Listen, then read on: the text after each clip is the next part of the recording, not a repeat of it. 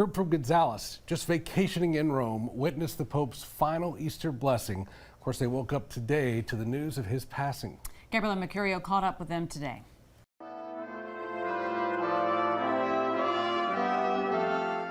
Among the thousands gathered for Easter Mass in St. Peter's Square is Gonzales native Darla Rye and her friends.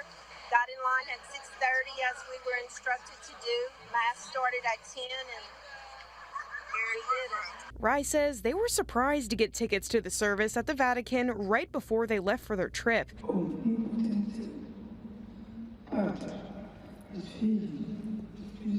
She was grateful they got to see Pope Francis for the first time. At the end, everybody pretty much silently waiting for the Pope to appear, and he did. And the last. Dear brothers and sisters, with deep sorrow I must announce the death of our Holy Father, Francis. The 88-year-old suffered a stroke early Monday morning and ultimately died from heart failure.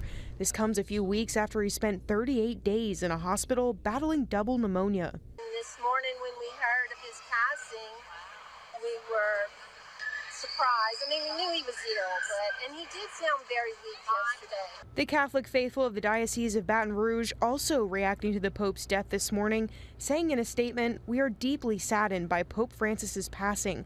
He was a good shepherd to all and a sterling example of the Christ-like virtues of faith, hope, and charity." It's ironic that Pope Francis would be called home during the Church's Jubilee Year of Hope.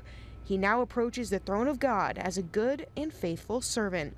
Now a weeks-long process begins of people paying their final respects before a funeral and a conclave to elect a new pope. It'll be a lot of anticipation for everyone to find out what it will be. But seeing Pope Francis give his final Easter blessing is something Rye says she'll cherish for the rest of her life.